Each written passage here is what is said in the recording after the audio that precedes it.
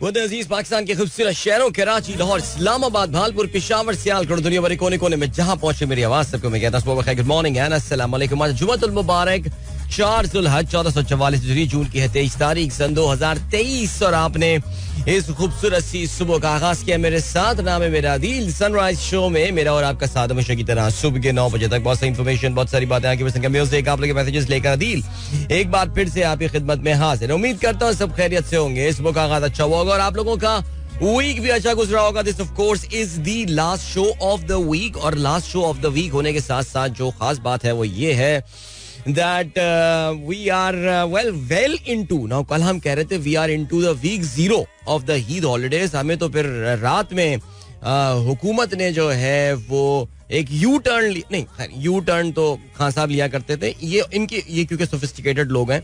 Post facto review of decision के बाद हुकूमत ने एक दिन की छुट्टी का इजाफा कर लिया, तो हमें पता भी नहीं चला। देखिए, एक वो जो सरप्राइज एलिमेंट होता है वो इतना खूबसूरत होता है और वो इतना प्यारा होता है कि बस मैं क्या बताऊं आपको कि लोगों को पता चला कि दे आर एक्चुअली, वो तो वीक 0 में वेडनेसडे से दाखिल हो गए थे लेकिन उनको पता ही नहीं था। लेकिन खैर चलें जी, प्रोग्राम में अगर आपको पार्टिसिपेट करना तो आप मुझे ट्वीट कर सकते हैं with hashtag Sunrise with Adeel.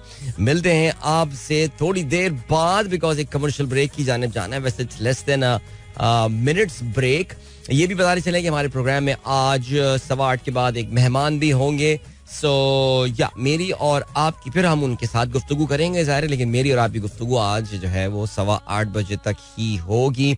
That means there will be no Insta Live today as well. Insta Live is also coming to an end pretty soon. So yeah, just 2 more days of that left because 3 होने चाहिए थे but now 2 left because Monday, Tuesday and Wednesday so we are all off, right? चलिए जब हम बढ़ रहे हैं break की जाने, मिलेंगे इस ब्रेक के बाद। Don't go anywhere and keep listening.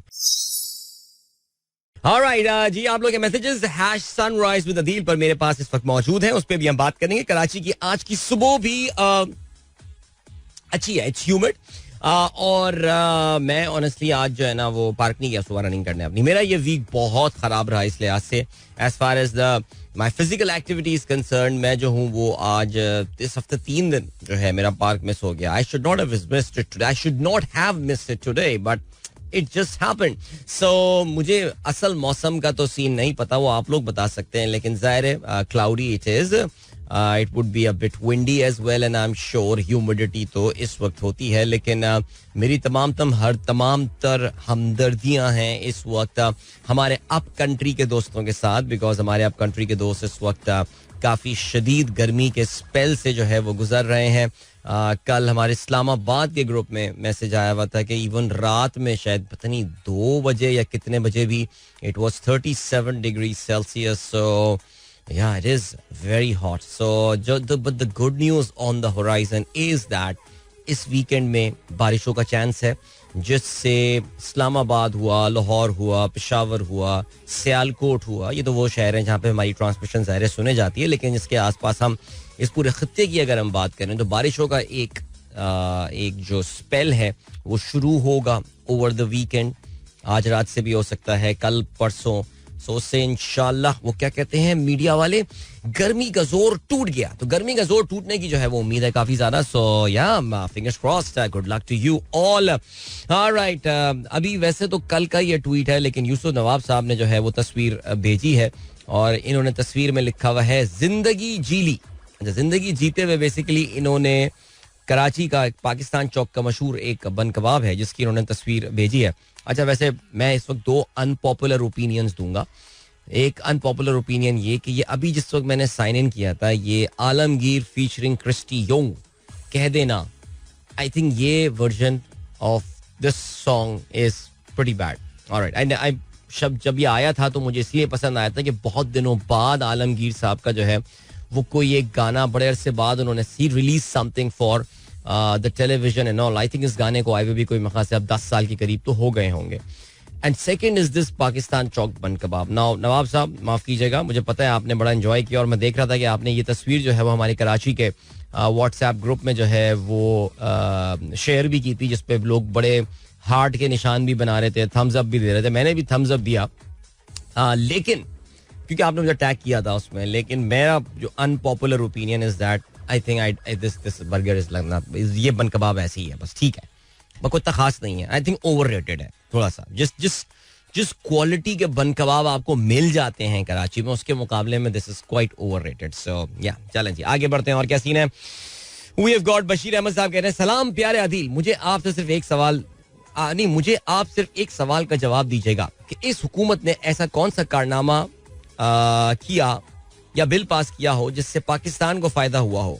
हाँ, अभी जो मैटरनिटी लीव के हवाले से एक कानून जो है वो पास हुआ है 2 या 3 दिन पहले, जिससे पाकिस्तान को जरूर फायदा हुआ होगा. देखिए बात बड़ी मैं आपको बताता हूँ उससे पहले, वो बेसिकली ये चीज़ है, दुनिया में अब बहुत कम ममालिक ऐसे रह गए हैं कि जहाँ पे खवातीन को ज़चकी के बाद या डिलीवरी के बाद जो है वो मैंडेटरी हॉलीडेज और लीव्स नहीं मिलती. हमारे यहाँ बहुत मुख्तसर सी छुट्टी जो है वो दी जाती है. इसमें एक और भी जो बड़ा इंपॉर्टेंट फैक्टर होता है पैटर्निटी लीव का, यानी जो वालिद साहब होते हैं. क्या असल में मगरिब में क्या होता है कि आपने देखा होगा कि डिलीवरी के टाइम पे वो साहब ऑपरेशन थिएटर के अंदर होते हैं और वो जो लेबर रूम होता है, not the theatre, labour room में होते हैं और हाथ पकड़े हुए होते हैं और वो सारे बड़े रोमांटिक से सीन्स होते हैं नॉल एंड फलाना. हमारे यहाँ ऐसा होता नहीं. हमारे यहाँ तो वो पता नहीं मियां साहब अक्सर घर में होते हैं, घर हॉस्पिटल से फोन आता है, मुबारक हो बेटा हुआ है, अरे भाई जबरदस्त. ये हमारे यहाँ तो जरा सिलसिला डिफरेंट होता है. लेकिन बाहर के मुल्कों में ना बड़ी एक्सपेक्टेशन, स्पेशली अगर आप यूरोपियन कंट्रीज में जाएंगे, अपना बिलाल बशीर भाई बात कहीं से कहीं निकल जाएगी, लेकिन वहाँ पे बहुत छुट्टियां दी जाती हैं. पता नहीं 1 साल की भी छुट्टी होती है, 6 महीने की भी छुट्टियां होती हैं. These are all paid holidays. तो पाकिस्तान में भी एक कानून जो है पास हुआ है कि ज़चकी के बाद खवातीन जो काम कर रही होती हैं उनको paid holidays, X number of paid holidays दी जाए. कितनी है मुझे नहीं पता, ये मैं चेक करके आपको बता दूंगा. तो ये अच्छा कानून है. जहां तक कानून का ताल्लुक, कवानीन का ताल्लुक है, देखिए आप किसी पीडीएम सपोर्टर से बात करेंगे, वो आपको कोई 8-10 बड़े जबरदस्त कानून जो है वो गिनवा देगा. हमारी जिंदगियों में क्या फर्क पड़ रहा है? क्या रोटी की प्राइस कम हो रही है? क्या हो रहा है सिलसिला? मैं कल अमेरिका के बारे में प्रोग्राम सुन रहा था जिसमें बता ये रहे थे कि अमेरिका में इन्फ्लेशन इस वक्त काफी हद तक कंट्रोल में, इन्फ्लेशन का जो जिन है वो बॉटल में बंद होता हुआ इस वक्त दे रहा है. तो लोगों की जिंदगियों में एक तब्दीली फील हो रही है. People are feeling that because the fuel prices are down. और इसके अलावा उसकी वजह से उनकी electricity prices are also down and all. So अगर इन्फ्लेशन कम हो रहा है तो लोग उसको जो है वो फील भी कर रहे हैं. अनफॉर्चुनेटली हम अभी उस स्टेज पे जो है वो नहीं पहुंचे हैं.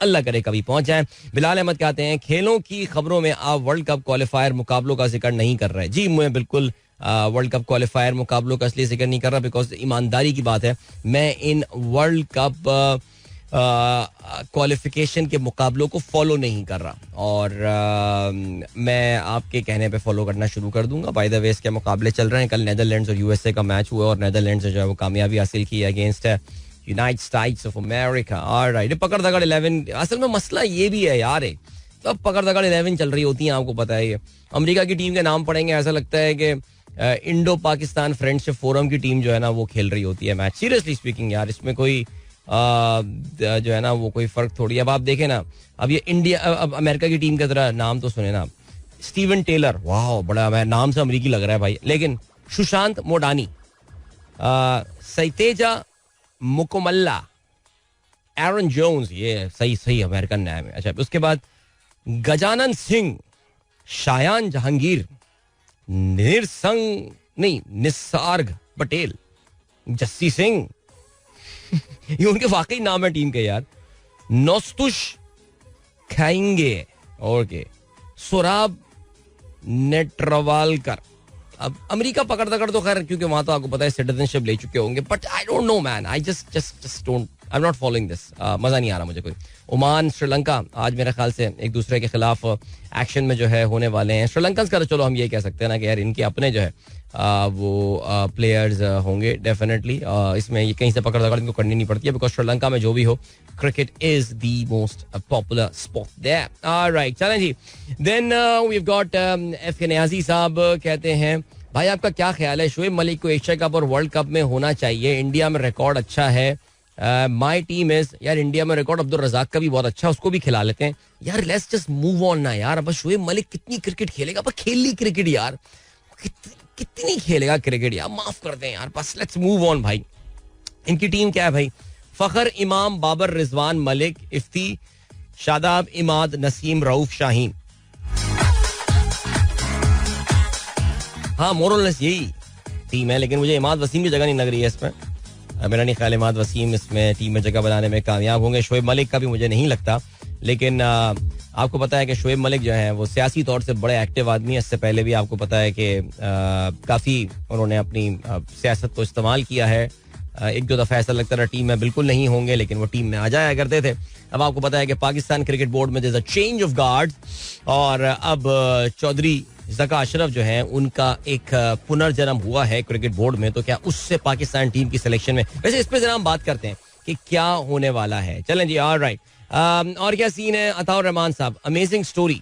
ये बेसिकली यार this is regarding, I think we have moved on now from that. Unfortunately कल जो हमें खबर आ गई है, वो जो सबमरीन जो थी, सबमर्सिबल दैट व्हीकल टाइटन जिसका नाम था, अच्छा उसमें ज़ाहिर कल ये ऑफिशियल हो गया दैट उनको डेबरी मिल गई है. They found the debris very close to the actual wreckage of Titanic.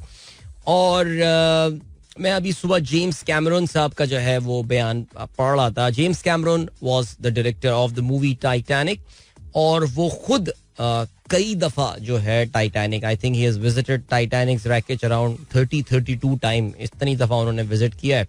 और कहते हैं कि the moment he heard about this communication, navigation, everything getting lost with the vehicle, he said that he felt that it has not survive. कह रहे हैं इतने सारे डिस्कनेक्शंस एक साथ नहीं हो सकते. वो एक परफेक्ट स्टॉर्म वाली सिचुएशन जो है उन्होंने उसके हवाले से बात की. तो कल ये क्लियर हो गया जी, और बताया ये गया है कि there was an implosion. So now there is an implosion and there is an explosion. So there is a difference between the two. So explosion is something के कोई जैसे बॉम्ब रखा होता है ना, हम कहते हैं bomb has exploded. So the bomb just boom जाता है, तो उससे जो एनर्जी होती है it goes out. Explosion. All right? Exit. Explosion.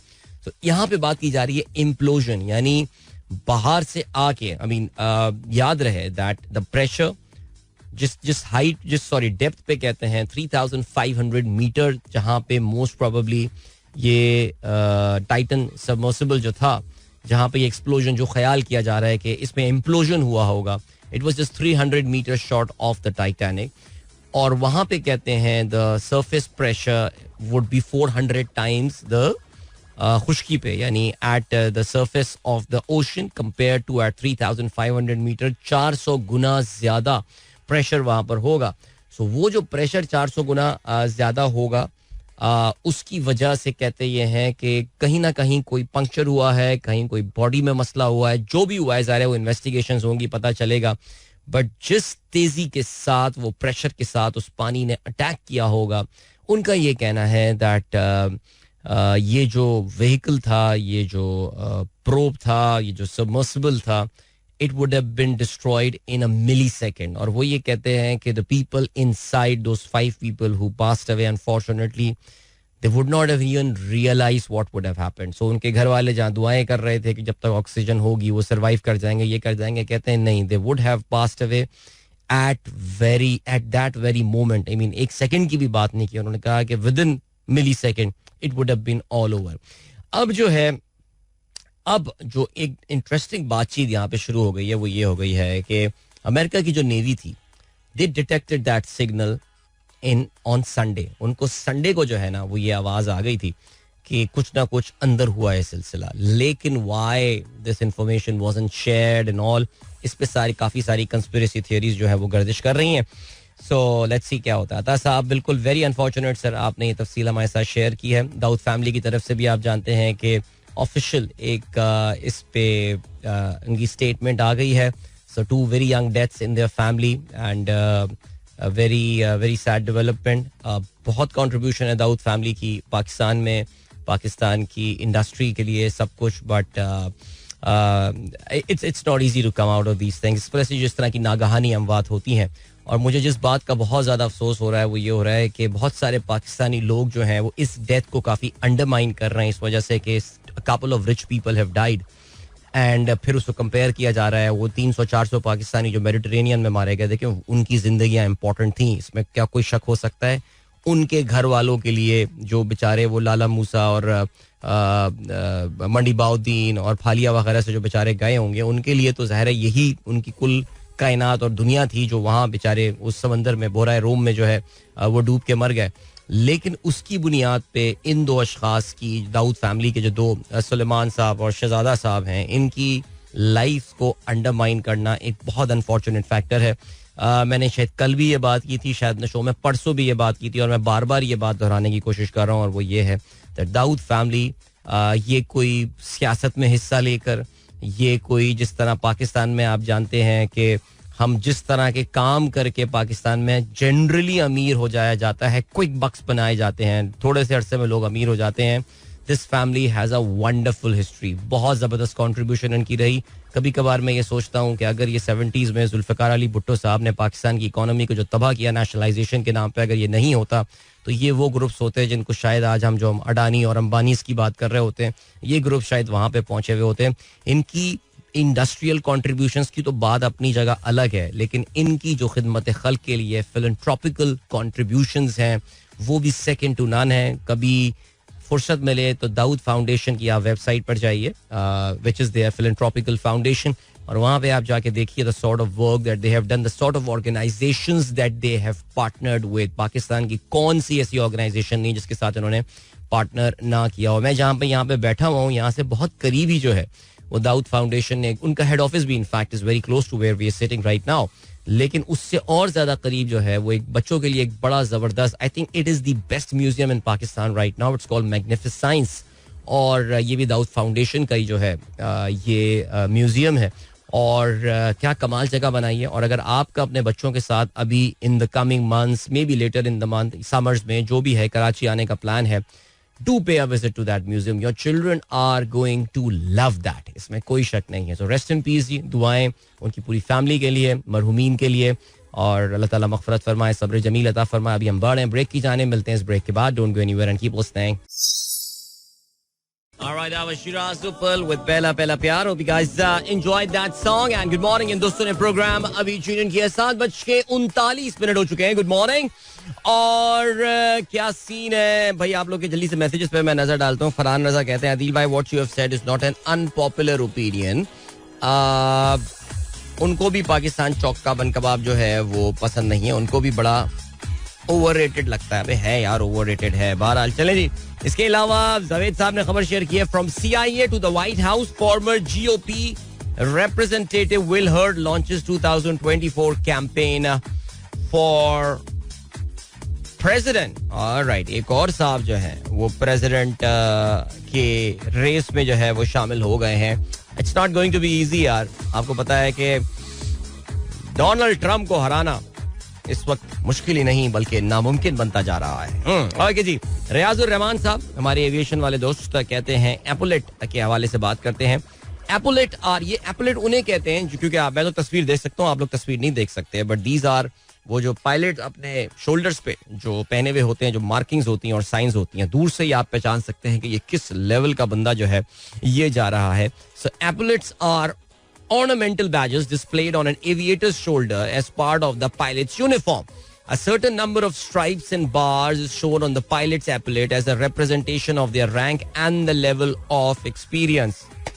First officer की 3 लाइनें होती हैं, कैप्टन की 4 लाइनें होती हैं, और फ्लाइट इंजीनियर सेकंड ऑफिसर के 2 जो है ये स्ट्राइप्स होते हैं. PIA में मुझे याद है, अगर आपको भी याद हो रियाजुर रहमान साहब, PIA में जो फ्लाइट इंजीनियर हुआ करते थे उनके एपोलेट में लाइंस के साथ जो है एक रेड बॉर्डर भी हुआ करती थी, जो कि बताया करता था कि this is not, he is not a pilot, he is actually an engineer. So वो जरा दूर से ही आपको जो है वो पहचान में आ जाया करता था. आई मीन उनके एपोलेट डिफरेंट हुआ करते थे. सिमिलरली वाले साहब हमारे कैबिन क्रू में हुआ करते थे, तो उनके भी 4 पट्टियों वाले जो होते हैं, which is the highest rank जो कि एज अ फ्लाइट अटेंडेंट आप अचीव कर सकते हैं, जिसको PIA में CSO कहा जाता था. मुझे नहीं पता अब CSO होते हैं यानी, अब नजर तो नहीं आते PIA में मुझे ज्यादा इतने, कस्टमर सर्विसेज ऑफिसर. लेकिन उससे पहले उसके नीचे सीनियर पर्सर जिनकी 3 पट्टियां होती थी, फिर पर्सर होते थे 2 पट्टियां, और स्टूवर्ड जिनकी जो है वो 1 पट्टी हुआ करती थी. और ये हजरात में हुआ करते थे. खवातीन में इस तरह की डिस्टिंक्शन करना जो है जरा मुश्किल हो जाया करता था. उनका आपको जो है वो जो नेम प्लेट होती थी उससे आप अंदाजा जो है लगा सकते थे कि यार ये इनका रैंक जो है वो क्या होगा. वैसे हमेशा इस बात से ना, ये जो आपने इस वक्त शेयर किया है रियाजुर रहमान साहब, जिंदगी का एक नाकाबिले फरामोश वाक़या याद आया था. मैंने अभी भी शायद अपने लिस्टर्स के साथ ही कहीं बैठा, मैंने बताया, जब भी कैप्टन और फर्स्ट ऑफिसर का जिक्र होता है तो हमारे एक उस्ताद मोहतरम IVA में हुआ करते थे, इसरार सिद्दीकी उनका नाम था. बैंकिंग के हमारे उस्ताद होते थे, और मनी एंड बैंकिंग कि एक बड़ी मशहूर किताब भी जो है उन्होंने लिखी थी, जो कि एक्चुअली बहुत सारी यूनिवर्सिटियों में टेक्स्ट बुक के तौर से पढ़ाई जाती थी. This was his level of course. तो वो हुआ ये कि उन्होंने पूछा कि द फर्स्ट ऑफिसर कौन होता है. मैंने कहा फर्स्ट ऑफिसर जो कैप्टन के साथ बैठा हुआ होता है. इनको पता ही नहीं भाई क्या आप. मैंने कहा सर वो मुझे पता है ये फर्स्ट ऑफिसर. अच्छा वो ना फिर होता है ये कि एक सर्टन एज के बाद इंसान जो है ना वो समझता है कि मैं गलत हो ही नहीं सकता. बाज लोग ये चीज़ बहुत जल्दी अचीव कर लेते हैं और बाज लोगों को थोड़ा टाइम लग जाता है. बट जनरली मेरा ये ख्याल है कि एक सर्टन कॉर्पोरेट हायरार्की में एक सर्टन लेवल पे या खानदान में एक सर्टन इज्जत के लेवल पे पहुंचने के बाद लोग ये समझते हैं I can't be wrong, what ever I am saying is right. तो हमारे वो मरूम उस्ताद जो है वो उस लेवल पे पहुंच चुके थे कि whatever he was saying was not right. So वो फर्स्ट ऑफिसर वो तैयार ही नहीं थे मानने को ये बात कि फर्स्ट ऑफिसर, वो कहते थे फर्स्ट ऑफिसर कैप्टन होता है. मैंने कहा फर्स्ट ऑफिसर कैप्टन नहीं होता सर. बट बहरहाल उस्ताद आपको पता है आप फिर एक हद तक जाके आपकी फिर जो है वो एक मुंतहा का दर्जा जो है वो आ जाता है और फिर आप कहते हैं यार अब वो क्योंकि मुझे जलील करने की पोजीशन में है इसलिए बेहतर यही कि अब इस डिबेट में जो है वो ना पड़ा जाए. यार उस मेरा कॉन्फिडेंस इतना शेक हुआ था, यकीन जाने रियाज साहब, के मैंने काफी अरसे तक मैं अक्सर फ्री टाइम पे बैठा हुआ यही सर्च करता रहता था फर्स्ट ऑफिसर कौन होता है जहाज में. खुदा की कसम मेरा इतना कॉन्फिडेंस शेक करके चले गए थे मरहूम. अच्छा जी शहजाद ने इसलिए यार वाकई एनीवे चलें जी आगे बढ़ते हैं. फ़हीम अली खान, शहजाद साहब पहले तो आपको सलाम. उसके बाद जो है वो फ़हीम अली खान जो है वो हमें मैसेज करते हैं और फ़हीम आपने जो ये कुरान की इस वक्त आयत भेजी है ना ये बड़ी खूबसूरत आयत है और अभी पता नहीं बड़ा कोई नॉस्टैल्जिया सीन चल रहा है इस वक्त यार. वैसे अभी इनसे जो है वो ये बात मुझे याद आई और अभी थोड़ी देर पहले जो आपने अभी फर्स्ट ऑफिसर वाली बात आई और सर जमाल मियाँ मुझे पता नहीं क्यों कॉल कर रहे हैं जबकि इनको पता होता है कि मैं शो में लाइव होता हूँ, लेकिन अल्लाह खैर करे. चलें जी, सूरह तौबा की आयत नंबर 129. नाउ ये बड़ी एक खूबसूरत आयत है और हस्बी अल्लाहु ला इलाहा इल्लल्लाहु व अलैहि तवक्कलतु व हुवा रब्बुल अर्शिल अज़ीम. अच्छा ये आयत जो है मैं आपको बताता हूँ कि हम जब पहली नौकरी मैंने की थी, my first job that I did in my life, तो मेरे दोस्त जो मेरे साथ बराबर में बैठे हुए होते थे अक्सर उनका जिक्र आ जाता है, फारूक साहब. उन्होंने मुझे ये ईमेल की, उन्होंने कहा यार बस तू कभी मुश्किल में हुआ करे ना दिल ये बस आयत रख ले यार. वो उनको उनकी मंगेतर ने भेजी थी. उन्होंने कहा ठीक है वेरी गुड. तो मैंने क्या किया था कि दिस आयत उसका जेपैक used to be on my desktop. So whenever I feel कि मैं मुश्किल में हूँ and I am in problem, मैं ये आयत खोल के ना बस इसको पढ़ता रहता था. और इसका तर्जुमा भी यही है कि मेरे लिए अल्लाह ही काफ़ी है. हस्बी अल्लाह कहते हैं ना, मेरे लिए अल्लाह ही काफ़ी है, उसके सिवा कोई माबूद नहीं. ला इलाहा इल्लल्लाहु व अलैहि तवक्कलतु, यानी मैं तो उसी पे ही भरोसा करता हूँ. वाह हुआ रब्बुल अर्शिल अज़ीम. बड़ी सिंपल आसान सी आयत और वही अर्श अज़ीम का मालिक है. और यार ये बड़ी खूबसूरत आयत है और मैं बड़ी मैजिकल आयत इसको जो है ना वो मानता था, यकीन जाने. तो थैंक यू यार फ़हीम, आपने मेरी जिंदगी का एक खूबसूरत ये एक चैप्टर था जिसका आपने जो है उस वक्त जिक्र कर दिया. चलें जी ब्यूटीफुल. पीर सईद साहब कहते हैं गुड मॉर्निंग. मिसिंग पानी का बुलबुला किस किस की पिक्चर है बैकग्राउंड में? Nice looking background yellow. Adeel Allah पाक आपको हमेशा खुश रखें, आबाद रखें. ये तस्वीरें मैं आपको दिखा दूंगा जी किस किस की तस्वीरें इंशाल्लाह जरूर. इसमें हर तस्वीर में आपको मैं तो फीचर कर ही रहा हूँ लेकिन जरूर आपके साथ शेयर करेंगे. फ़हीम अली खान कहते हैं bro journalist who are raising their voices against inflation in the PTI era are completely silenced on the PDM government. This is utter intellectual dishonesty from their side.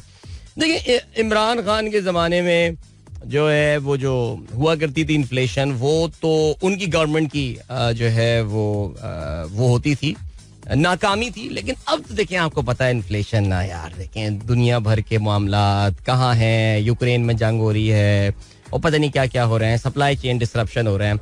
ये बेचारे तो इतनी मेहनत कर रहे हैं. आप देखिए हमारे वजीर आजम साहब अपनी छतरी खुद पकड़ के जा रहा है, पेरिस में घूम रहा है और किस तरह मिल रहा है. आप देखिए दुनिया भर के हुक्मरानों के साथ, चाहे वो सऊदीज हों चाहे वो फलाना हो जो भी हो, सिर्फ हमारे लिए इतनी वो बंदा जो है ना वो मेहनत कर रहा है.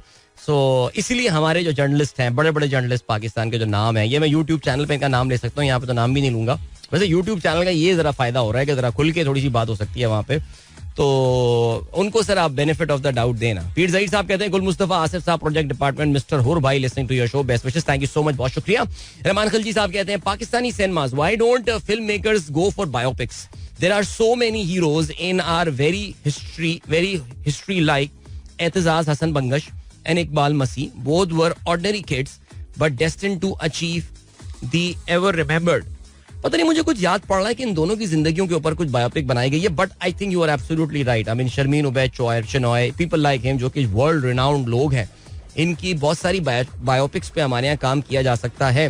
मैंने सुना थोड़े अर्से पहले शोएब मंसूर साहब जो है वो आगा हसन आबदी साहब की जो है वो लाइफ पर एक बायोपिक जो है वो बनाने की कोशिश कर रहे थे. मुझे नहीं पता कि उस प्रोजेक्ट का क्या हुआ, लेकिन बहरहाल इस तरह की काफ़ी कैरेक्टर्स हैं जिस पे काम किया जा सकता है.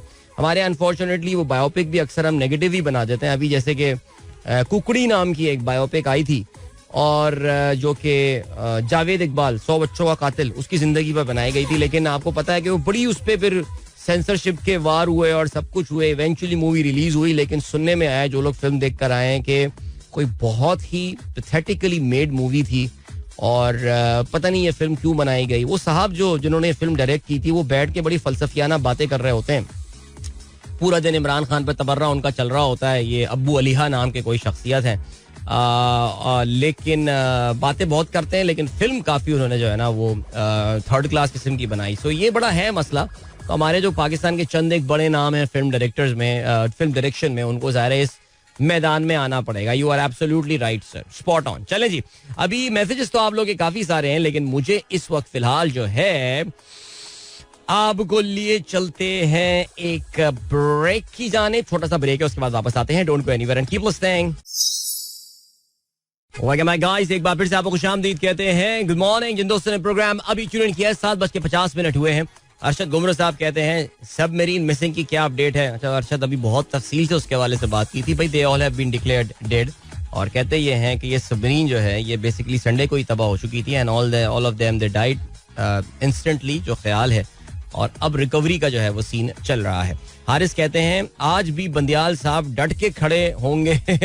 यार बंदियाल साहब का असल में कुछ समझ में नहीं आ रहा है. मुझे लगता है कि उनके अंदर एक बहुत ही इस वक्त उनकी अपनी नफ्स में जो है वो एक खाना जंगी चल रही है. बिकॉज कल क्या जबरदस्त ड्रामेटिक सीन्स हुए हैं पाकिस्तान की सुप्रीम कोर्ट में. इस हवाले से जो हम बात करते हैं, यानी मैं तो कल अपने यूट्यूब शो में भी यही बात बोल रहा था कि पहले मैं थोड़ा सा स्केप्टिकल हुआ करता था हालात के हवाले से. I am actually now excited about Qazi Faez Isa साहब्स days as the chief justice of Pakistan. Like I mean हम और क्या देख लेंगे पाकिस्तानी. हम लोगों को देखने रह क्या गया है मुझे बताइए, जो अब हमें कोई घबराहट हो गया कुछ होगी. बिकॉज उनके जो एंटिक्स और उनके जो ऑप्टिक्स चल रहे हैं पाकिस्तानी कोर्ट्स के ऊपर, और जिस तरह वो नाराज हो जाते हैं और फिर खड़े होकर तकरीरों पर तकरीरें करते हैं. यार सीरियसली स्पीकिंग मैं सोच रहा हूँ कभी खैर छोड़ो यार, यहाँ पे ऑन एयर बात कर ली तो इस पर कोई मसला ना हो जाए.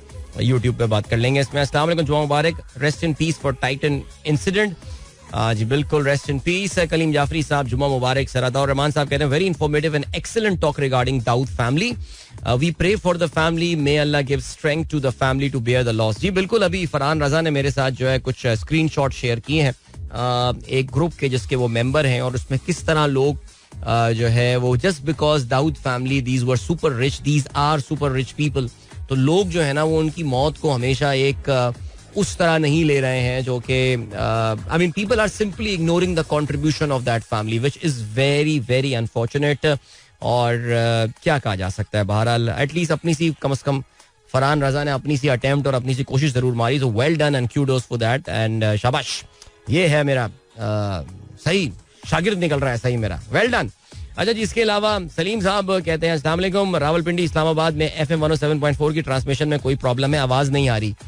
यार ये कोई प्रॉब्लम है और मुझे लग रहा है कि कोई बहुत बड़ी प्रॉब्लम है ये रावलपिंडी इस्लामाबाद में हमारी ट्रांसमिशन में, जिसकी वजह से आवाज़ का बड़ा प्रॉब्लम है. मेरे ख्याल से कुछ इस्लामाबाद के मखसूस एरिया है जहाँ पे हमारी ट्रांसमिशन क्लियर है, उसके बियॉन्ड जो है वो ट्रांसमिशन नहीं है. तो इसलिए मैं हमेशा हर एक को यही बोलता हूँ, भैया थोड़ा सा डेटा खर्च होगा. वैसे वॉइस में इतना डेटा खर्च होता नहीं है, ऑडियो में, तो ऑनलाइन आ जाए. ऑनलाइन आने के बाद अच्छा है आप ज़रा जो है वो हमें A1 quality, super duper HD, full HD जो भी होगी क्वालिटी, बेहतरीन बिट रेट के साथ आप हमें सुन सकते हैं. अच्छा जी, हसन शेख कहते हैं Australia has over 10,000 beaches, you could visit a new beach every day for 27 years. वाह यार जबरदस्त, क्या बात है. 10,000 बीचेस, अमेजिंग. मलिक सज्जाद साहब कहते हैं dear brother kindly program start करते हुए लोधरा का नाम भी लिया करें, आपकी मेहरबानी होगी. मलिक सज्जाद फ्रॉम लोधरा. अच्छा वैसे मैं कोई 17-18 हज़ार दफ़ा ये बात बता चुका हूँ, तो आज 18,000 एक दफ़ा भी ये बात बता देता हूँ मैं. देखो भैया हमारे पास जो लाइसेंस है ना मेरा FM के पास, वो भावलपुर शहर का है. अब हम लोधरा का लाइसेंस लेने जाएंगे तो फिर हमें लोधरा के लिए एक अलग से लाइसेंस अप्लाई करना पड़ेगा. आप तो कहेंगे जुड़वा शहर है, बिल्कुल जुड़वा शहर है, बल्कि ये अब तो पता भी शायद नहीं चलता होगा लोधरा खत्म कहाँ होता है और भावलपुर शुरू कहाँ हो जाता है. लेकिन अब तो इस तरह हमारा शो डस्का में भी सुना जाता है, सियालकोट के पास.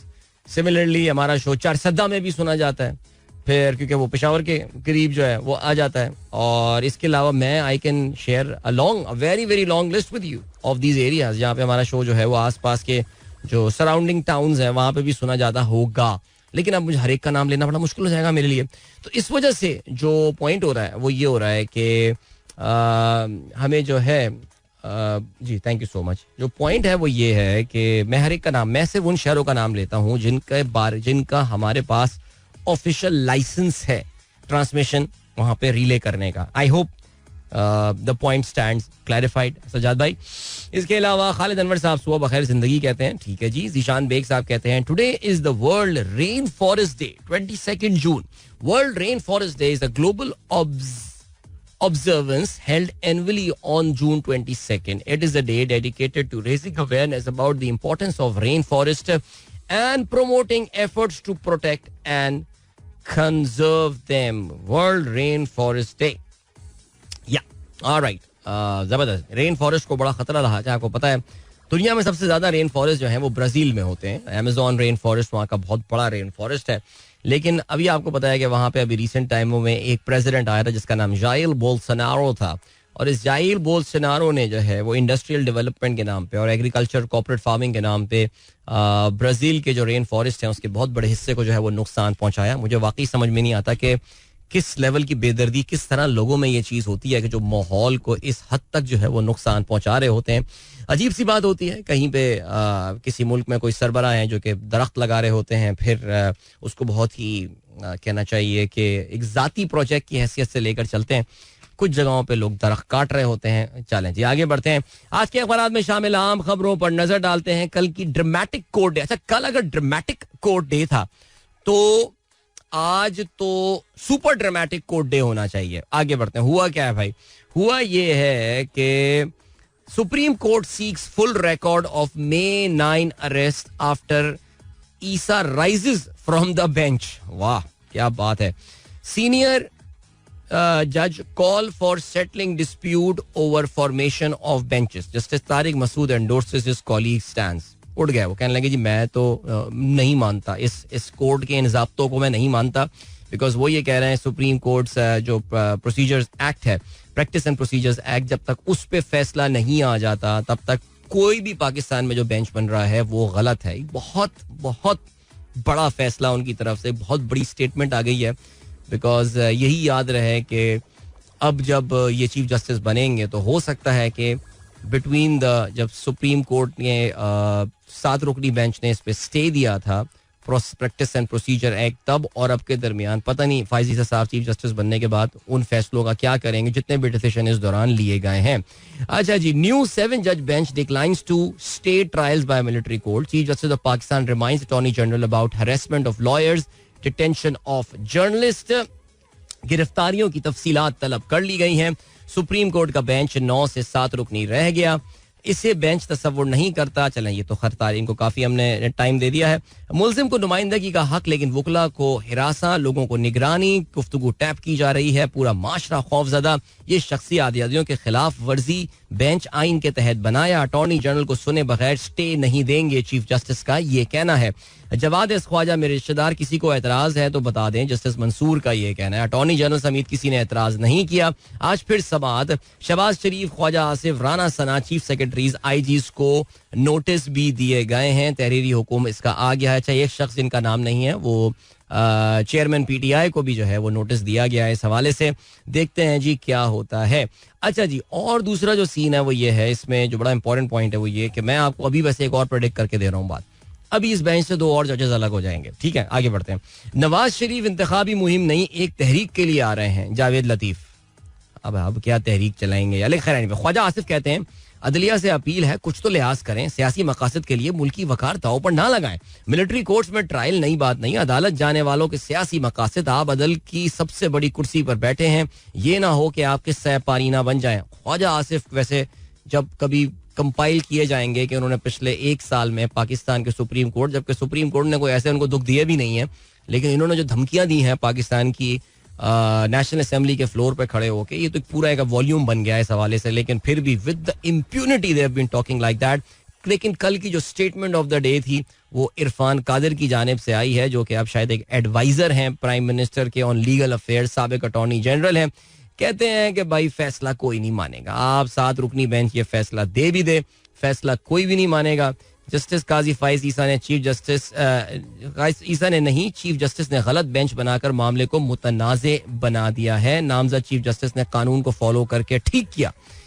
हैरत की बात है यार। 12 आगे बढ़ते हैं जी। क्या में डार का ये कहना है सैलाब $16.3 अरब का मास्टर प्लान 15 जुलाई तक तैयार हो जाएगा। $11 अरब सिंध हुकूमत को $11 अरब मिलने वाले हैं। वफाकी हुकूमत ने 28 जून बुध को भी छुट्टी का ऐलान कर दिया है। शहबाज शरीफ साहब कहते हैं जब तक माशी इंसाफ नहीं होगा दुनिया खतरे से 2-4 रहेगी। अच्छा, ये लिखा हुआ है कि जी सऊदी वली हैद से इनकी मुलाकातें इमैनुअल मैक्रोन, भाई इनकी मुलाकात क्रिस्टीना जॉर्जिएवा के साथ हुई है, लेकिन उसके जो है ना कोई हुआ नहीं है ऐसा कोई सीन। लेकिन फिर भी चलें जी आगे बढ़ते हैं। और क्या सीन है अभी आपको हम लिए चलते हैं ब्रेक की जाने। मिलते हैं आपसे इस ब्रेक के बाद। Don't go anywhere and keep listening.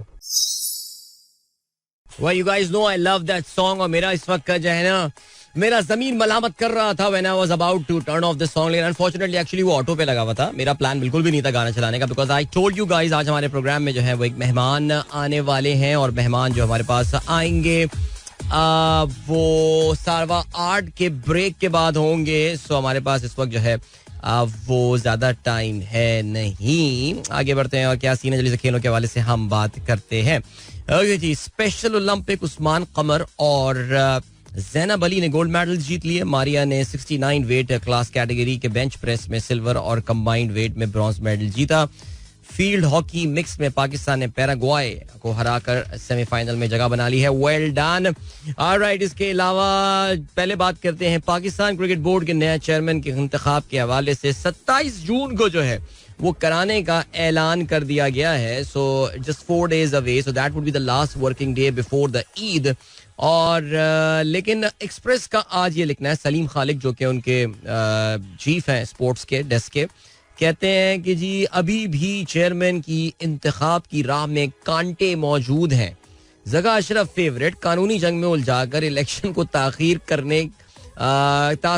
का शिकार करने का प्लान सामने आ गया। नाकामी की सूरत में रमदे को वोटिंग में कामयाब कराने की कोशिश मुमकिन।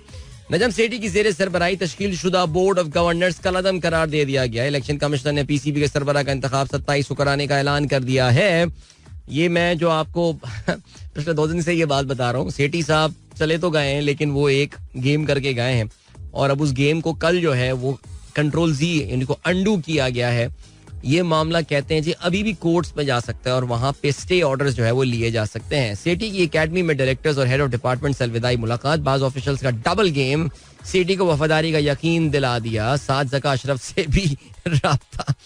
ऑलराइट, चलें जी। इसके अलावा नजम सेठी को वकार से रुखसती कबूल करने का मशवरा। अच्छा, कल मैंने सुना है, अच्छा ये आमिर सुहेल ये कहते हैं। अच्छा, आमिर सुहेल जो है ना, he is the biggest going to be the one of the biggest beneficiaries of this entire thing. ये हमने कल भी बात की थी, और इनको एक बड़ा इंपॉर्टेंट रोल है, वो चीफ ऑपरेटिंग ऑफिसर या क्या कोई एक पोजीशन क्रिएट करा के आमिर सुहेल को दी जा सकती है।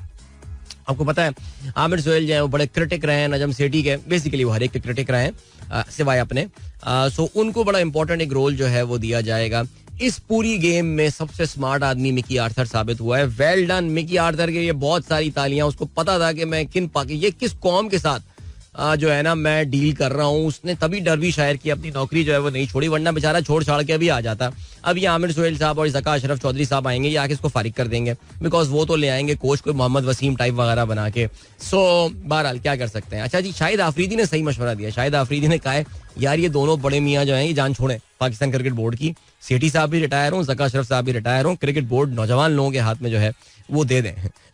मसलन मैं नहीं, वो मेरे ख्याल से लाला अपने बारे में बात कर रहे हो सकता है, बट खैर एनीवे चलें जी आगे बढ़ते हैं। और क्या सीन है, और ये सीन है कि भारत का दौरा है West Indies world cup qualifier से मुतसादिम. भारत का वेस्ट इंडीज से टेस्ट सीरीज का शेड्यूल जिम्बाब्वे में जारी वर्ल्ड कप क्वालिफायर से मुतसादिम निकला, जिसकी वजह से इन मुकाबलों को रीशेड्यूल किया जा सकता है. 12 जुलाई से ये बेसिकली पहले टेस्ट में इनको हिस्सा लेना है. और टीम इन दिनों जिम्बाब्वे में वर्ल्ड कप क्वालिफायर खेलने में मसरूफ है, जिसका इख्तिताम 9 जुलाई को होगा. यानी वो बेचारे, उनको 2 दिन लगने हैं वापस पहुंचने में, और इंडिया की टीम तब तक वहां पहुंच चुकी होगी. तो ये सीरीज जो है उसके पहुंचते ही 1 दिन बाद जो है वो ये मैच हो जाएगा. सो 12 लेट्स सी क्या होता है. आईसीसी ने हाइब्रिड मॉडल पर बयान मुस्तरद कर दिया. एशिया कप के हवाले से फैसले में अब कोई तब्दीली नहीं की जाएगी, एसीसी का ये कहना है. ये ज़का अशरफ साहब का जो बयान आया था, बहरहाल उन्होंने कहा था कि मैं इसको कबूल करता हूँ, मैं दिल से कबूल नहीं करता, लेकिन अब तो मुझे मानना पड़ेगा इस बात को. पाकिस्तानी फुटबॉल कोच जो हैं उनका क्या कहना है कि भारत से शिकस्त की वजह ताखीर से आमद बनी. वैसे देखो भाई, ईमानदारी की बात है, अगर हमारी टीम 2 दिन पहले भी इंडिया पहुंच जाती तो इंडिया को फुटबॉल मैच में हराना हमारे लिए एक मुश्किल काम होता. लेकिन हाँ, इसमें कोई शक नहीं है, पाकिस्तान के जो ब्रिटिश एक्सेंट वाले आपने देखा जो कप्तान थे, उन्होंने बड़ी क्लियरली ये बात बोली. उन्होंने कहा कि जी देखें, ये हम लोग बहुत थके हुए थे, हमारे खिलाड़ी 26 घंटे का सफर करके जो आए, बहुत सारे खिलाड़ी सुबह 5 बजे जो है उन्होंने आके होटल में चेक इन किया है, and within few hours they had to get ready for that game, because I think the match was scheduled for 7:30 India. 2-3 घंटे पहले निकलने वाली बात है. तो खिलाड़ियों को ठीक से सोने का, आराम करना, forget the warm up, forget practice और anything. They just came, they slept, they woke up, they went to the stadium and they played the biggest game of the tournament. So Pakistan के साथ ज़ाहिर है ये ज्यादती तो हुई, अब जो हुआ सो हुआ. लेकिन बहरहाल पाकिस्तान को 2 और मैचेस खेलने हैं अभी इस टूर्नामेंट में. कुवैत के खिलाफ अब खेलने, और फिर उसके बाद जो है पाकिस्तान का नेपाल के खिलाफ मैच होना है. ऑलराइट, और क्या सीन है. वनडे सीरीज से कबल 3 बांग्लादेशी ओपनर्स फिटनेस मसाइल का शिकार हो गया. अफगानिस्तान के खिलाफ इनकी सीरीज चल रही है. टेस्ट में तो आप जानते हैं कि इन्होंने बहुत ज़बरदस्त कारकर्दगी का मुजाहरा किया, और बस कहना चाहिए यार, अफगानिस्तान इज़ नॉट रेडी अभी भी. आप देखें ना, टेस्ट के लिए अगर हम बात करें, चाहे वो आयरलैंड की बात करें या अफगानिस्तान की बात करें, वैसे ये बड़े अफसोस की बात है यार कि दुनिया एक टेस्ट क्रिकेट जो है, अब आप उसमें देखें कि वेस्ट इंडीज़ भी आपको इतना खास इंटरेस्टेड नज़र आता नहीं है. श्रीलंका की परफॉर्मेंस भी रिसेंट टाइम्स में इतनी खास नहीं है. लेकिन बहरहाल जी, हम जा रहे हैं उनकी परफॉर्मेंस अच्छी करने के लिए अगले महीने. लेकिन फिर भी I mean the number of teams are not increasing in test cricket, which is sad. मेरा ये ख्याल है कि ये जो है ना, ये अफसोसनाक बात है. चले जी आगे बढ़ते हैं. और क्या है, उस्मान ख्वाजा से बदजुबानी, रॉबिन्सन को वार्निंग देकर छोड़ दिया गया. ओके, भारतीय फुटबॉल कोच स्पोर्ट्समैन स्पिरिट की धज्जियां उड़ाने पर उतरने लगे. अच्छा जी, इसके अलावा अच्छा हाँ, उनको आपको पता है कि red card against the Pakistan match उनको दिखा दिया गया था, बिकॉज पाकिस्तानी खिलाड़ियों से बॉल लेकर उन्होंने जो है वो फेंक दी थी. बच्चों वाली हरकतें उन्होंने जो है वो की थी, जिस पर उनको मैच से बाहर निकाल दिया गया था. बहुत रेयर इंस्टेंसेस होते हैं, बहुत ही जो बदमिजाज किस्म के जो कोचेस होते हैं, जोसे मरीनियो टाइप, उनको ये रेड कार्ड्स वगैरह दिखाए जाते हैं इस तरह. सो अभी सीन ये हुआ कि उसने भी ट्वीट भी किया, इंडिया के जो कोच है उसने कहा जी मैं तो वॉरियर हूँ. वॉरियर यानी वो तो एक तो गलत काम कर रहे हैं और फिर वो उसको मानने को भी तैयार नहीं है. बहरहाल अभी आपको लिए चलते हैं हम ब्रेक की जाने. ब्रेक से वापस आके एज आई सेड अर्लियर हमारे साथ मेहमान मौजूद होंगे प्रोग्राम में, उनसे भी आपका तारुफ करवाएंगे और उनके साथ बातें करेंगे. आप भी बातें कीजिएगा उनके साथ. मैं इस वक्त फिलहाल ब्रेक की जाने जा रहा हूँ और उनसे मिलता भी हूँ जाके. So don't go anywhere and keep listening. my guys, एक बार फिर से आपको खुशामदीद कहते हैं. This is the sunrise show with me Adeel Azhar and good morning. जिन दोस्तों ने प्रोग्राम अभी ट्यून इन किया है, 8:19 हो चुके हैं end of course it's the Friday morning show. Generally ये वो टाइम होता है जिस वक्त मैं अपने आप को जो है ना वो इंस्टा लाइव पे भी एक्टिवेट कर देता हूँ, लेकिन आज मैं इंस्टा लाइव पे मौजूद नहीं हूँ. तो अब मुझे बार बार मैसेज करके मत पूछना अदिल भाई किधर है यार, क्या हो गया. Everything good, everything is good अल्हम्दुलिल्लाह. लेकिन जैसे कि मैंने आते ही बताया था आप लोगों को, हमारे प्रोग्राम में आज हमारे साथ एक मेहमान होने वाले हैं, आने वाले हैं. मेहमान इस वक्त यहाँ पे मौजूद हैं, बैठे हुए भी हैं. और मुझे ज्यादा अक्सर खुशी इस बात की होती है, बल्कि बहुत ज्यादा खुशी इस बात की होती है जब मेहमान तो जो प्रोग्राम में आते हैं, हमारे प्रोग्राम के रेगुलर लिसनर भी होते हैं, तो वो जब लिसनर्स होते हैं तो उनके साथ फिर एक कनेक्ट जो होता है वो बिल्कुल अलग सा बन जाता है. लेकिन बहरहाल जी, हमारे दोस्त जो हैं, वैसे तो इत्तेफाक की बात है, इनसे भी कुछ दिनों पहले वैसी मुलाकात हुई थी एज अ फ्रेंड वाली मालूम, क्योंकि हम लोग we been following each other for a long time. हमारे लिसनर ग्रुप का भी हिस्सा रहे, अभी हैं, छोड़ के भाग के चले गए, अभी भी हैं, चले जी हैं, लाहौर वाले ग्रुप का हिस्सा है. सो लेकिन मुझे पता चला कि जी हमारे प्रोग्राम में आ रहे हैं, तो मुझे खुशी हुई. तो भाई पहले तो हम वेलकम करते हैं अपने स्टूडियो में सैयद असद रिजवी साहब को. He is the head of marketing and corporate communications at jazz Cash. अस्सलाम वालेकुम असद, कैसे हैं आप? वालेकुम सलाम, बिल्कुल ठीक, आप सुनाइए. भाई वेलकम टू योर शो यार. How does it feel? It feels like home. That's wonderful, that's wonderful. और असद का थोड़ा सा मैं तारुफ करा चलूं. देखें वो लिसनर इनका सबसे बहुत बड़ा तारुफ ये है कि हमारे लिसनर हैं, ये ज़ाहिर है. लेकिन बहरहाल जी, as I mention earlier, he is the head of marketing and corporate communications at jazz Cash. और माशाल्लाह 27 साल का इनका एक्सपीरियंस है with brands in marketing, communication, diversified categories. He have been responsible for launching many successful brands माशाल्लाह. और इसके अलावा he has created some award winning campaigns with for various brands like OLX, Coca-Cola, PepsiCo, Nestle Everyday, Nescafe, Lux, HBL and Honda. इसके अलावा असद की जो एक चीज़ इनके इंस्टाग्राम अकाउंट से मुझे बड़ी ऑफिस नजर आई थी, that he is a big lover of photography. तस्वीरें खींचने का बड़ा शौक है इनको जी. और इसके अलावा ट्रैवल करने का बहुत शौक है. And he loves to travel, explore the world and the people. Thank you so much Asad. And I hope Karachi का वेदर आपको बेहतर लग रहा होगा. बेहतर भी है किसी लिहाज से और नहीं भी है. पसीने बहुत आते हैं ना, ह्यूमिड बहुत है. बिल्कुल ऐसे ही है. चलें जी, अभी जब पिछला ब्रेक हुआ था, मुझे नहीं पता आप लोगों ने इस बात को नोट किया होगा note, because it's very tough to कहना चाहिए ना कि उस कैंपेन से बचना जरा आजकल मुश्किल हो रहा है. बिकॉज जब भी जैज की जो भी एसोसिएटेड ब्रांड्स होती हैं वो किसी कैंपेन में जाती हैं, so they go all out. I mean आप उस कैंपेन को मिस नहीं कर सकते. अब से कुछ अर्से पहले भी they were running a campaign about the freelancers and all, and we had a very very amazing guest. I'm talking about the winter time and all. But इस वक्त जो एक कैंपेन चल रही है जो कि है जैज़ कैश है ना. सो ये कैंपेन अभी भी, बल्कि हम जब ब्रेक पे जाएंगे ना, तो जैसे अभी हम ब्रेक लेंगे 8 मिनट के बाद, तो फिर आप सुनिएगा आप इस कैंपेन को, अगर अभी तक आपने ना सुना हो, जिसका मुझे बहुत सीरियस डाउट है कि ऐसा हुआ होगा. लेकिन बहरहाल तो I think Asad, with lots of negative things that we can say about Pakistan, ये नहीं हो रहा, वो नहीं हो रहा, फलाना नहीं हो रहा, but the acceptance of these digital wallets and all, and Jazz Cash of course हम उसी कैटेगरी की बात कर रहे हैं. I think we have got some very good numbers to show there as a category. Absolutely. I think हमें कभी भी जो नई टेक्नोलॉजी बेस्ड चीजें आ रही हैं उनको अंडर एस्टिमेट नहीं करना चाहिए. Right. प्लस ऑल्सो जो हमारी आवाम है, आई थिंक वो भी बहुत इंटेलिजेंट हैं, ना सिर्फ इंटेलिजेंट हैं बल्कि वो इन चीजों को बड़ी जल्दी अडेप्ट कर रहे हैं. Right. Which is very good, because उससे फायदा ये होता है कि बिकॉज ये सारी चीजें जो हैं टेक्नोलॉजी की वजह से आपकी जिंदगी में आसानी पैदा करने के लिए ब्रांड्स या कंपनीज जो हैं वो इंट्रोड्यूस कराती हैं. तो उस लिहाज से अगर आप देखें तो हमें ना सिर्फ पाकिस्तान के तूलो अर्ज के अंदर जो है वो लोग इस्तेमाल करते हैं, Right. बल्कि इससे इस्तेमाल करने के अलावा उनकी जिंदगियों को जो है ना उसमें खातिर खा तब्दीली इस सर्विस की वजह से वो हमने देखी है. ना सिर्फ पर्सनल लेवल के ऊपर बट उनके बिजनेसेस भी जो है ना उसके अंदर भी बड़ा कलीदी किरदार है हमारी ऐप का या हमारी सर्विसेज का. राइट. आई मीन थोड़ा सा जरा मैं इस पर्टिकुलर कैंपेन से हटके भी बात करता हूँ. अगर मैं जस्ट कैटेगरी की बात कर रहा हूँ, सो jazz had to play a catching up game with the first entrant of the market, जो मार्केट में आए थे, and they came up with a bang, we all remember.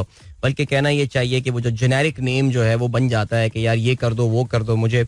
So how much of that catching up has been done by Jazz? I mean how big is Jazz Cash अगर हम बात करें पाकिस्तान में, और आपको लगता है कि वो जो dominant position Jazz as a 4G service provider and as a telecommunication company रही है, आपको लगता है कि on the electronic payment side, electronic wallets भी आप लोग उसी स्टेज पे पहुंच गए हैं? जी बिल्कुल अदील, ये बड़ा अच्छा आपने सवाल किया, क्योंकि लोगों को नेचुरली वो ये होता है कि जो पहला ब्रांड एंटर हुआ होता है वो जहन में रहता है. बिल्कुल ऐसे ही.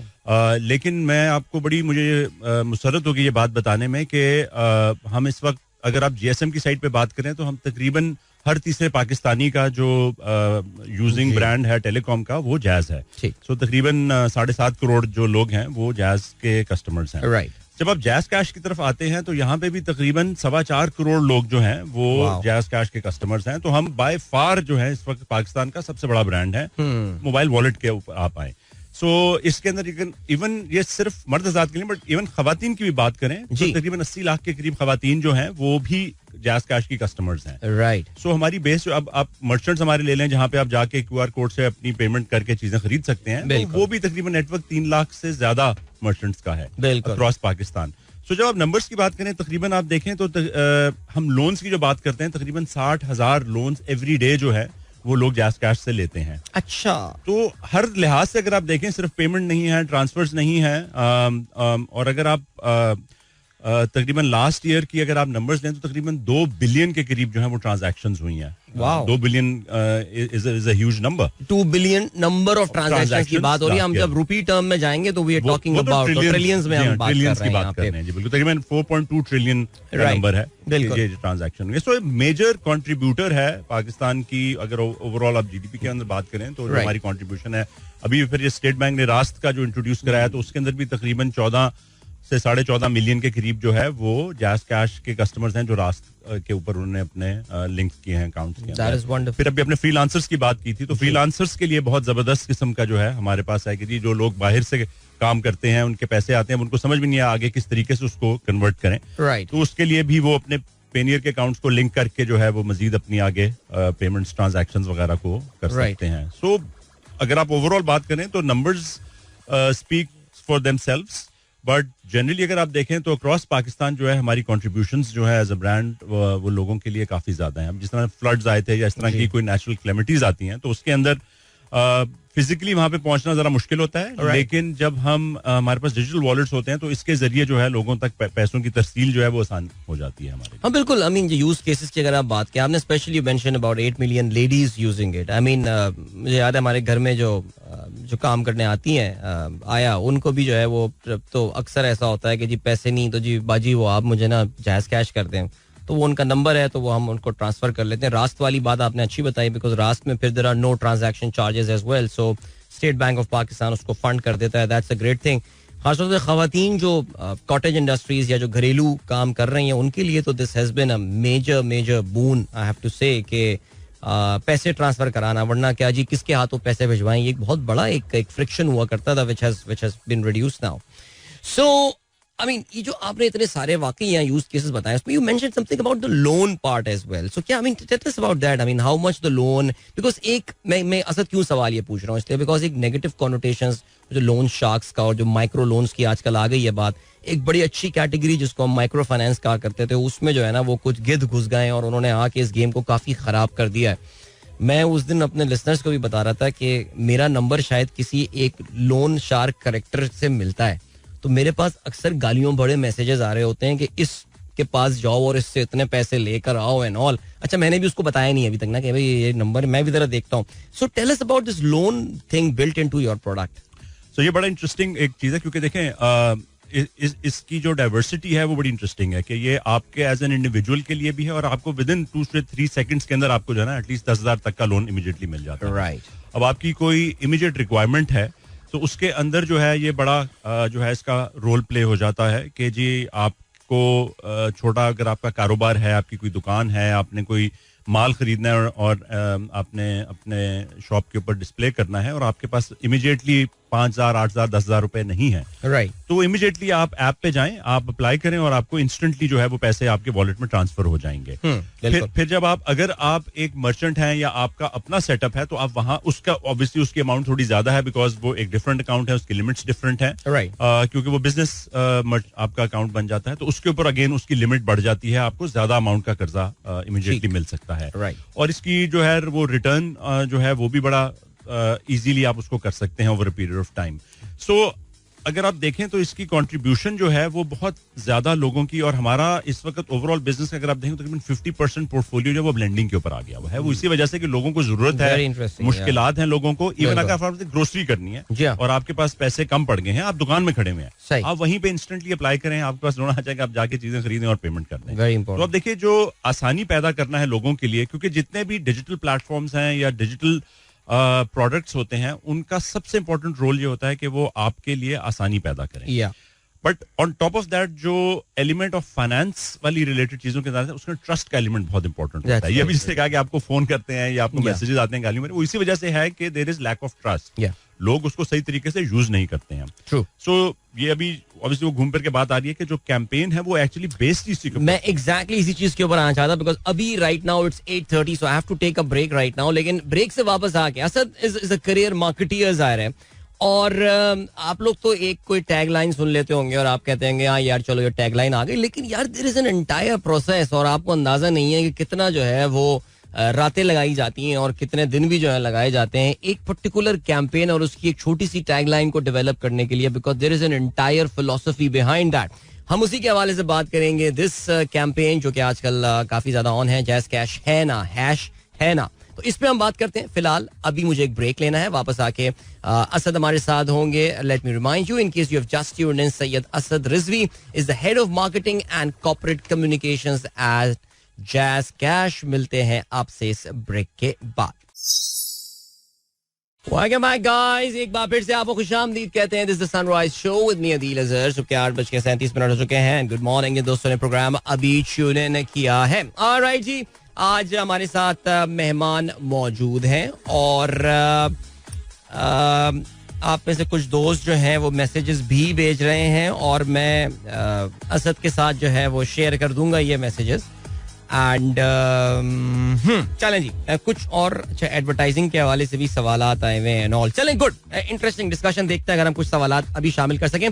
सैयद असद रिजवी हमारे साथ मौजूद हैं. ही is the head of marketing and corporate communications at Jazz Cash and a listener of our program as well. So Asad के साथ हम बात कर रहे हैं Jazz Cash की कैंपेन हैश है ना. आजकल जो है वो ये कैंपेन इनकी चल रही है जिसके बारे में अभी आपने शायद ब्रेक में नोट भी किया होगा, इश्तिहार चल भी रहा था. वैसे अब Asad just take us through this campaign. जैसे कि मैं जाने से पहले बता रहा था कि कैंपेन एक छोटी सी लाइन होती है, लाइक जस्ट है ना. So it may sound pretty simple. लोग जो इस काम में इन्वॉल्व नहीं वो समझते होंगे क्या यार बैठ के किसी ने 5 मिनट में कोई चीज काम कर ली होगी, but it takes a lot of effort and thought process and all. So take us through this campaign, the philosophy behind it, and कैसे ये नाम जहन में कैसे आया ये पर्टिकुलर टैगलाइन. ये आपने बिल्कुल सही कहा कि ये एक बड़ा पेन्स टेकिंगली और टाइम टेकिंग प्रोसेस होता है, क्योंकि बाज़ वक़्त आप सारा सिलसिला मुकम्मल कर लेते हैं और एंड में जाके जब आप इसको टेस्ट करते हैं अपने कंज्यूमर्स के साथ, क्योंकि आप इतना बड़ा जब इन्वेस्टमेंट कर रहे होते हैं तो आप ये नहीं चाहेंगे कि आप ऐसी चीज जो है वो रिलीज करें या ऑन एयर लेके जाएं जिसका रेलेवेंस ना हो आपके ऑडियंस के साथ. तो इसको आप टेस्ट करते हैं अपने ऑडियंस के साथ, और उस वक्त अगर वो टेस्टिंग स्टेज के ऊपर समझ में लोगों को ना आए तो आपको दोबारा से ये सिलसिला सारा शुरू करना. बिल्कुल ऐसे ही है. सो बेसिकली हमने सिलसिला वहीं से शुरू किया था कि जी हम एक अरसे से मार्केट के अंदर हैं, जिस तरह आपने शुरू में भी बात की कि we were not the first ones to enter the market. तो इसलिए अभी भी मार्केट के अंदर जो एक परसेप्शन है ना वो ऑब्वियसली फर्स्ट जो प्लेयर होता है उसकी होती है. तो हमने उसको भी एक तो ब्रेक करना था. दूसरा हमने सबसे इंपॉर्टेंट चीज ये थी कि हमने इसको लोगों के लिए रेलेवेंट बनाना था, कोई मीनिंगफुल चीज देनी थी. तो उसको जब हमने स्टडी किया तो एक एलिमेंट आ रहा था कन्वीनियंस का. बट कन्वीनियंस जो है वो तो जो भी डिजिटल वॉलेट या होगा मोबाइल वॉलेट उसके अंदर कन्वीनियंस तो आती है ना. एग्जैक्टली, वो तो मतलब उसका एक नेचुरल फिट उसके साथ आता है. राइट. बट हमने ये सोचा कि और क्या ऐसी एलिमेंट हो सकता है जिसके अंदर हम लोगों को ये अश्योरेंस दे सकें कि ये आपके लिए बेहतरीन सर्विस ये है. सो फिर हमने ये देखा कि जी जो आपने शुरू में भी बात की थी कि लोगों के लिए ट्रस्ट का एलिमेंट बहुत इंपॉर्टेंट है. राइट. कोई भी फाइनेंशियल सर्विसेज से लेकर उसके अंदर फिर हमने देखा कि यार ये ट्रस्ट एक एलिमेंट है जिसको हमें यूज करना चाहिए और लोगों को एक ऐसी कम्युनिकेशन प्लेटफॉर्म प्रोवाइड करना चाहिए जहां पे उनको ये पता लगे कि एक ऐसा ब्रांड है जो उनके लिए हर तरह की उनकी जो भी फाइनेंशियल रिलेटेड रिक्वायरमेंट है उसमें उनके साथ वहां पे है.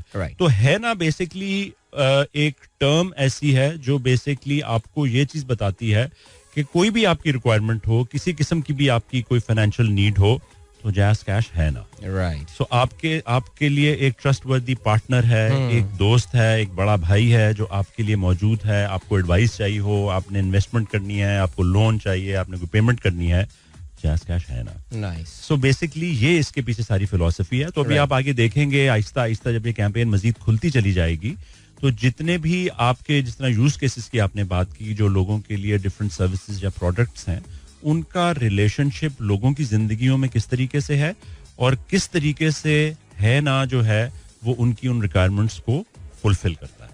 ब्रिलियंट, जबरदस्त. ये बात जो है वो ज़ाहिर हम आपसे सुनना चाह रहे थे and it really helps. I mean जो आपने पहली ब्रांड का जिक्र किया, उसके जो स्पेस होती है उसमें जगह बनाना एक बहुत मुश्किल काम है. मैं लॉजिस्टिक इंडस्ट्री से बड़ा अरसा वाबस्ता रहा हूँ और मैं एक ऐसी कंपनी के साथ मैं नाम नहीं लूंगा, लेकिन हम सब जानते हैं कि उसका नाम जो है वो कोई भी पाकिस्तान में कोरियर भिजवाना हो तो लोग कहते थे यार ये कर दो. और I can tell you that company may not be, they do not enjoy that level of market share right now, लेकिन लोग उनके कंप्यूटर की दुकान पे जाके जो है ना ये बात बोल रहे होते हैं यार जरा ये कर दो वहां पे. सो it is really tough, a challenge for any marketeer to actually break into, yet it is a very exciting as a marketeer. मेरे ख्याल से आई थिंक एक मोनोपोलिस्टिक ब्रांड को मैनेज करने के मुकाबले में जो एक फाइटर ब्रांड होती है वो एक अलग मजा होता है. I think Jazz Cash has done that sort of a thing, because Pakistan में मुझे याद है जब वो the first brand when it got launch, they literally was on the front page of every newspaper. तो सिर्फ न्यूज़पेपर का नाम था. I was doing the radio show and said what has happened to the newspaper right now. लेकिन वहां पे ये जगह बनाना I think it has got to do a lot of commitment from the parent company as well, and that is because of the potential that Pakistan offers for sure. And Asad there is a long way to go अभी. जी बिल्कुल, absolutely. ये तो अभी आगाज है, क्योंकि अगर आप ऐसे ममालिक देखें जहां पे के डिजिटल वॉलेट्स ने जिंदगियां तकरीबन बदल दी हैं, लोगों का सिर्फ जो जरिया मुआश भी और जितना भी उनका डेली की ट्रांजैक्शंस हैं, चाहे वो बिल पेमेंट करने हैं, ग्रोसरी शॉपिंग करनी है, बच्चों की फीस देनी है, चलान कोई पे करना है, कोई भी चीज पे करनी है, तो वो ये उनकी जिंदगी का हिस्सा बन चुका हुआ है. राइट. सो हमें अभी अफ्रीका की बहुत सारी मार्केट्स हैं जहां पे के ये एक अब समझिए उनकी जिंदगी का हिस्सा है. केन्या, टंजानिया, क्या जबरदस्त केसेस हैं. हाँ जी, बिल्कुल. सो साउथ अमेरिका में भी कुछ इस तरह के मार्केट्स हैं जहाँ पे ये सिलसिला है. सो हमारी अभी जो एरिया है साउथ ईस्ट एशिया जो है, यहाँ पे अभी इसके लिए बहुत ज्यादा पोटेंशियल है. जिस तरह की हमारी जियोग्राफिकल लोकेशन है, एरियाज हैं, क्योंकि हमारी जो टेली डेंसिटी है जहाँ पे कि मोबाइल फोन की पेनिट्रेशन काफी हाई है, तो वहाँ पे बहुत ईजी है इस चीज को इम्प्लीमेंट करना. तो इसीलिए हम इस तरह के प्रोडक्ट सर्विसेज जो है वो आहिस्ता आहिस्ता इंट्रोड्यूस करते चले जाएंगे कि हर तरह के जो यूजर है उसके लिए इसके अंदर बेनिफिट हो. अब एक हमारा बड़ा इंटरेस्टिंग ऑफरिंग है जो किसी और के पास नहीं है, वो है एक हमारा प्रोडक्ट है कॉल्ड नेक्स्ट जेन. जो आपके अंडर 18 जो बच्चे हैं, बच्चियां हैं, उनके लिए है, क्योंकि उनका आईडी कार्ड नहीं होता तो उनका अपना अकाउंट नहीं बन सकता. तो उनके जो पेरेंट्स हैं वो अपने आईडी कार्ड के ऊपर एक सप्लीमेंट्री, जिस तरह क्रेडिट कार्ड वगैरह बनते हैं, वो उस तरह का अकाउंट बन जाता है. तो बच्चों को पॉकेट मनी ट्रांसफर करनी है, बच्चों ने अपनी कोई इन्वेस्टमेंट्स करनी है, कोई और चीजों को, मूवी का टिकट लेना है, बस का टिकट लेना है, अपने इंटरनेट का की पेमेंट करनी है, कोई बंडल डाउनलोड करना है, तो उसके लिए ये अवेलेबल हैं चीजें. This is brilliant. मैं खुद, क्योंकि माई सेल्फ अभी जैज कैश का मैं खुद एक कस्टमर रहा हूँ, अभी भी रहा नहीं हूँ, और मैं अभी ये ऐप खोल के जो है ये देख भी रहा था. And I was just looking into a lot of features that actually my self अभी तक मैंने खुद भी एक्सप्लोर हो जाहिर है नहीं किए. But so what is the eventual dream? जैसे एक जमाने में एक कॉन्सेप्ट आया था सच सुपर ऐप बनने का. Do you think Jazz is heading towards that direction itself? देखिए, as a company it could be something that we can explore, क्योंकि हमारी बहुत सारी area as an overall company की अगर हम बात करें तो हमारे पास तमाशा भी है, जहाँ पे OTT एक प्लेटफॉर्म है हमारा, जहाँ पे आप आके एंटरटेनमेंट रिलेटेड चीजें कर सकते हैं. प्लस हमारा एक जो है वो ट्रैवल रिलेटेड ऐप भी है, फिर जैज की अपनी ऐप भी है. सो बहुत सारी हमारी ऐप्स हैं. So you never know, moving forward future के अंदर ये सारी की सारी जो है वो कलेक्टिवली एक जगह के ऊपर आ जाएं. बट देन अगेन ये बिजनेस डिटरमिन करेगा कि फ्यूचर में क्या होना चाहिए. लेकिन अभी इंडिविजुअली जो है, क्योंकि हमारी अभी चीजें इवॉल्व हो रही हैं आहिस्ता आहिस्ता. अभी OTT प्लेटफॉर्म्स की भी जिस तरह बात हो रही थी, तो अभी तक लोगों के अंदर उसका मुकम्मल तौर के ऊपर जो है वो आगाही नहीं आई है.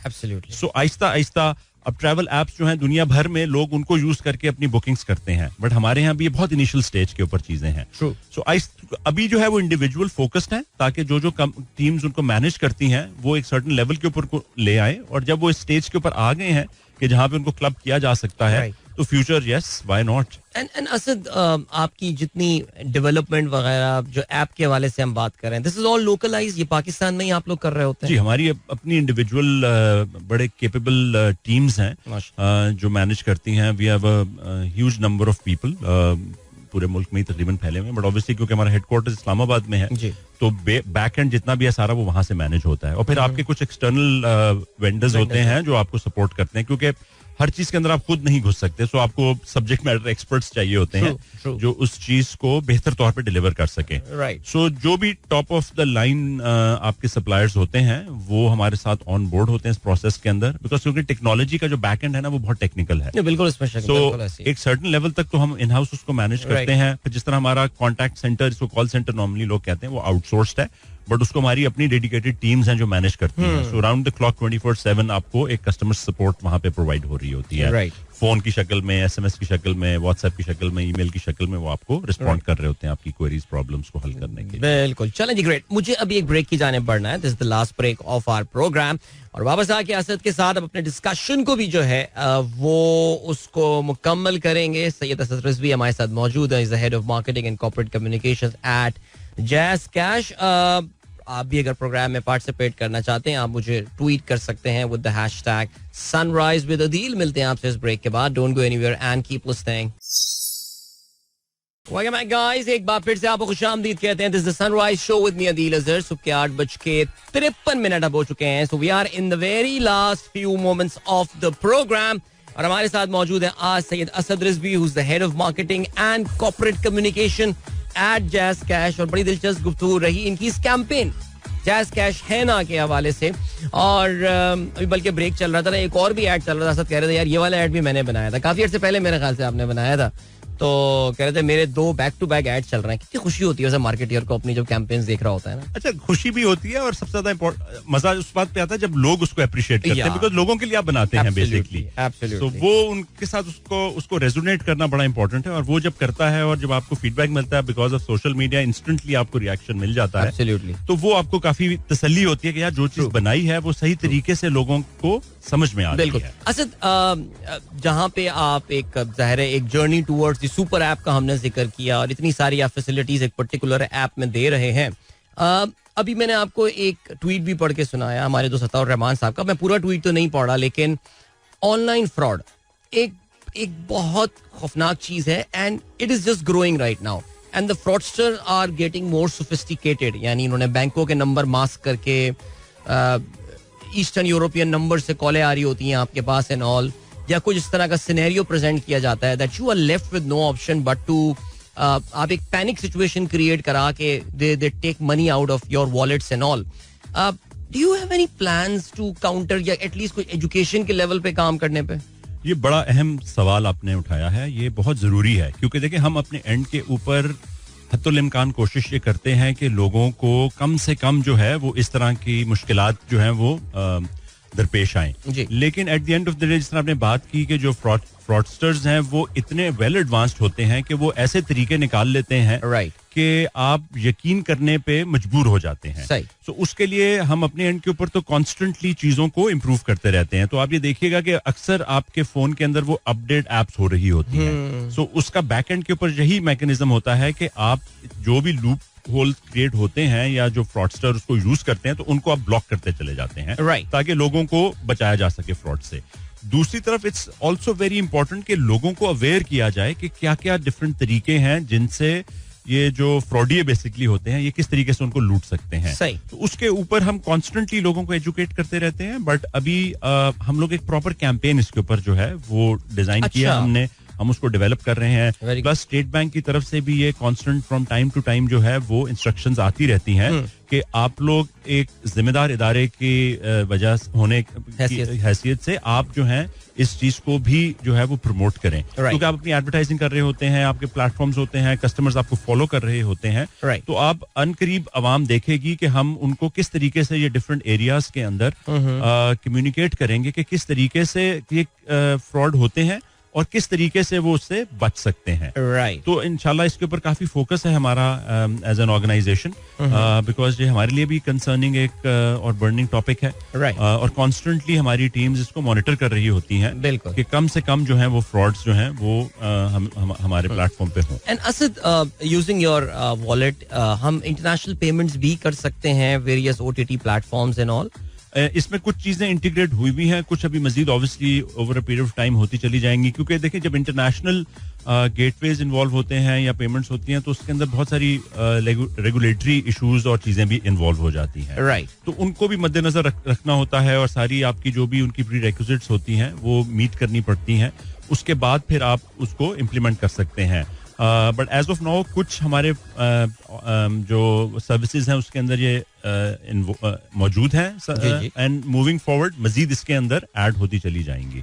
And whatever we do, I mean, Pakistan का एक बड़ा जो डिलेमा है वो ये कि cash is still the king यहाँ पे पाकिस्तान में.